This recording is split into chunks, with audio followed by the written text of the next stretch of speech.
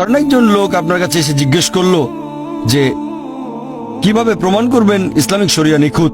এই প্রশ্নটা যদি করা হয় তাহলে এবার টেবিলটা উল্টে দেন। টেবিলটা উল্টে দেন। ধরেন আপনি স্মাগলার, উদাহরণ দিচ্ছি, এটা ধরে নেন আপনি পৃথিবীর 1 নম্বর স্মাগলার আর আমি একজন মুসলিম। আপনাকে বোঝানোর চেষ্টা করছি, আপনি স্মাগলার, আমাকে বললেন প্রমাণ করে দেখান যে চুরি করা খারাপ। বললাম পুলিশ অ্যারেস্ট করবে, আপনি বললেন পুলিশ আমার পকেটে। তারপর বললাম এতে অন্যের ক্ষতি হচ্ছে, আপনি বললেন তাতে আমার কিছু যায় আসে না। বললাম বিবেক দংশন করবে, বললেন আমার বিবেকই নেই, দংশন করবে কে আমাকে? মুসলিম হিসেবে আমি যেটা করব, প্রথমে আমি তার সামনে আল্লাহ তাআলার অস্তিত্ব প্রমাণ করে দেখাবো। এটা করেছি একটা লেকচারে, is the Quran God's word. এখন যদি কেউ এই লেকচারটা is the Quran God's word খোলা মন নিয়ে দেখেন, তাহলে আপনিও মানবেন যে সবচেয়ে ক্ষমতাবান আল্লাহ সুবহানাহু ওয়া তাআলা, সর্বশক্তিমান ঈশ্বর। প্রমাণ করবো পবিত্র কোরআন আর বিজ্ঞান দিয়ে। 1 নম্বর পয়েন্ট। 2 নম্বর পয়েন্ট, সে তখন বলবে আচ্ছা আমি মেনে নিলাম যে ঈশ্বর সর্বশক্তিমান।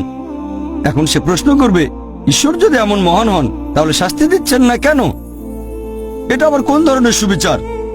আল্লাহ পবিত্র কোরআনে বলেছেন, সূরা নিসা অধ্যায় নম্বর 4 আয়াত নম্বর 40, আল্লাহ সুবহানাহু ওয়া তাআলা কারো প্রতি অনুপরিমাণও জুলুম করেন না, তবে কেউ চায় না নিজের প্রতি অবিচার হোক।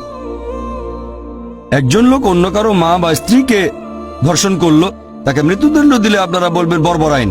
অবিচার যদি হয় আপনার সাথে, তখন বুঝতে পারবেন যে সুবিচার করতে হবে। সবাই এখানে একমত হবেন যে অবশ্যই সুবিচার করতে হবে।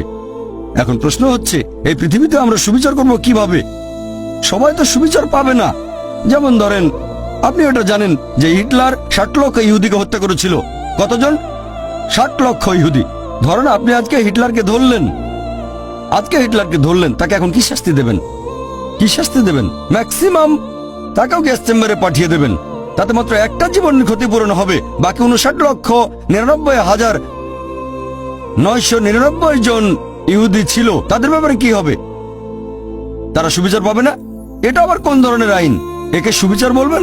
আল্লাহ পবিত্র কোরআনে বলেছেন, সূরা আলে ইমরান অধ্যায় নম্বর 3 আয়াত নম্বর 185, যে কুল্লু নাফসিন যায়কাতুল মউত, জীব মাত্রই মৃত্যু স্বাদ গ্রহণ করবে, আর চূড়ান্ত বিচার হবে রোজ কিয়ামতের দিনে। আর যাকে দোজখের আগুন থেকে দূরে রাখা হবে, বেহেশতে নেওয়া হবে, সে পৃথিবীর উদ্দেশ্য অর্জনে সফল কাম। কারণ এই পার্থিব জীবন এটা ছলনাময় ভোগ বিলাসিতা ব্যতীত আর কিছুই নয়। তাহলে চূড়ান্ত হিসাব কিতাব, চূড়ান্ত বিচার সেটা হবে রোজ কিয়ামতের দিনে। সেটাই হচ্ছে চূড়ান্ত হিসাব কিতাব। তাহলে যেভাবে একজন মাফিয়াকে বাধা দেবেন, সেটা হচ্ছে আখিরাতের জীবনের শাস্তি।